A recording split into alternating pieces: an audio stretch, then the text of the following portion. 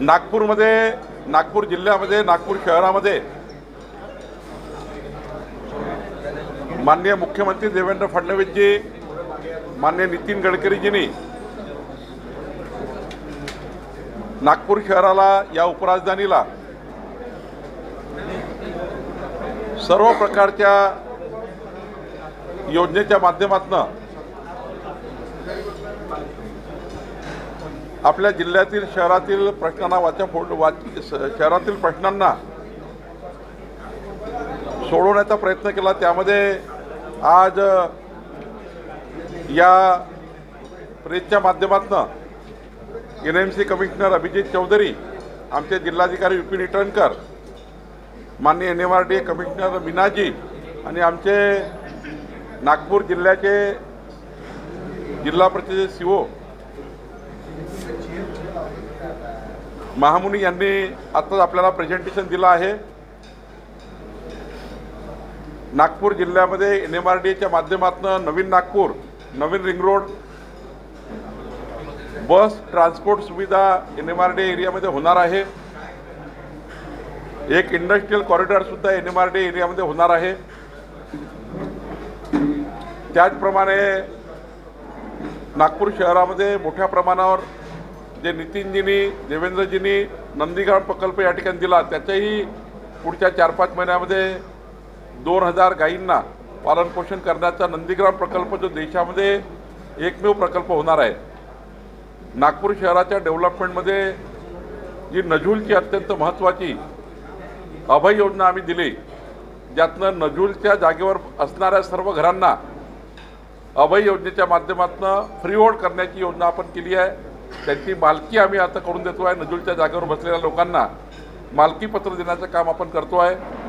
सिंधी समाजाचं पट्टे वाटप आपण करतो आहे। या जिल्ह्यामध्ये जवळपास 75,000 घरकुलांना प्रधानमंत्री आवास योजनेचे घर देण्याचा निर्णय आपण करतो आहे। आणि माननीय मुख्यमंत्री देवेंद्र फडणवीसजींनी परवाच 317 कोटी रुपये नागपूर शहराला दिले। नितीनजींनी त्या ठिकाणी मोठ्या प्रमाणावर ज्या ज्या योजना या शहराकरता केल्या आहेत त्याचं प्रेझेंटेशन आम्ही केलं आहे। मला असं वाटतं की नागपूर जिल्ह्यामधील केंद्र सरकार, राज्य सरकारच्या सर्व योजना या समाजाच्या शेवटच्या व्यक्तीपर्यंत पोहोचवण्याकरता आमचे 4ही प्रशासकीय विभाग, नागपूर जिल्हा परिषद, नागपूर जिल्हाधिकारी, NMRDA आणि नागपूर कमिशनर हे या ठिकाणी काम करतात आहे। आणि यातनं पुढच्या 5 वर्षामध्ये नागपूरमधील जे आम्ही आश्वासन दिले होते जनतेला, नागपूरच्या जिल्ह्याच्या शहराच्या जनतेला जे आश्वासनं आम्ही दिले होते ते आश्वासनं पूर्ण करण्याची योजना आम्ही केलेली आहे। नागपूर जिल्ह्याची DPC 1200 कोटी रुपयाची आहे। 1000 कोटी रुपयाचे अप्रूव्हल आम्ही दिले आहेत। 200 कोटीचे अप्रूव्हल आता लवकरच आम्ही देतो आहे। आज आम्ही या ठिकाणी हे सांगू शकतो की 1 वर्षाच्या या शासनाच्या कार्यकाळामध्ये जो संकल्पनामा आम्ही नागपूर शहर जिल्ह्याच्या जनतेला दिला होता तो संकल्पनामा आम्ही पूर्ण करतो आहे। त्याचं प्रायमरी प्रेझेंटेशन आपण आज पत्रकार परिषदेमध्ये केलं आहे। पुढच्या काळातही नवीन नवीन प्रकल्प या नागपूर जिल्ह्यामध्ये येतील, शहरामध्ये येतील, त्याची माहिती मी निश्चितपणे आपल्याला देणार आहे। आता लीज रेग्युलाइज करण्यासाठी जे जिल्हाधिकाऱ्याला आम्ही अधिकार दिले आहेत त्याचे लीज रेग्युलाइज करण्याकरता ज्या अडचणी होत्या त्या आता पूर्ण झाल्या आहे। मला वाटतं 7 तारखेला माझी याची बैठक आहे लीजचं रेग्युलाइज करण्याच्या। त्या बैठकीमध्ये हा निर्णय करू, कारण लीज रेग्युलाइज करणे ही जनतेची जबाबदारी आहे।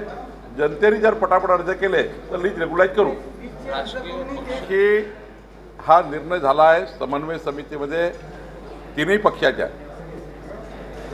की ज्या ठिकाणी मागच्या वर्षी ज्या आमदारांना, जे जुने आमदार आहेत, जे रिपीट झाले आहेत, त्यांना मागच्या वर्षी जो नगरविकास, ग्रामविकासकडनं पैसा दिला आहे त्यांना यावर्षी त्यांचे प्रस्ताव न घेता जुन्या प्रस्तावाला निधी दिला आहे। जे जुने प्रस्ताव आमच्या जे आपले पूर्व आमदार होते त्यांना दिलेले आहेत, त्यांना नवीन कामं घेण्यापेक्षा जुने काम पूर्ण करायचे असं सांगितलेलं आहे।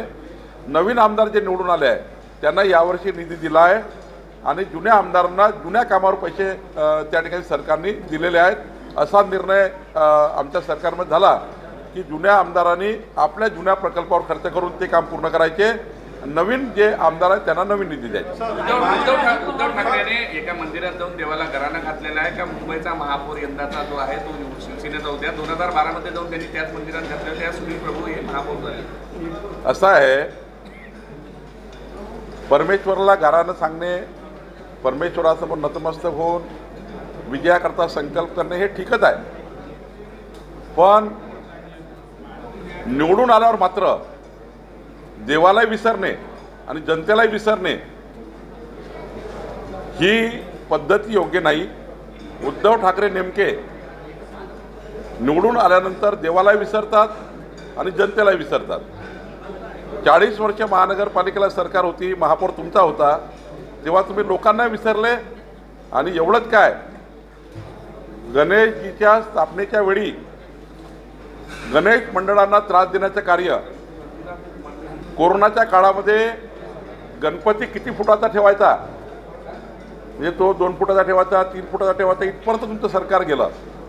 म्हणजे मग देवालाही सोडायचं नाही, निवडून आल्यावर जनतेलाही सोडायचं नाही।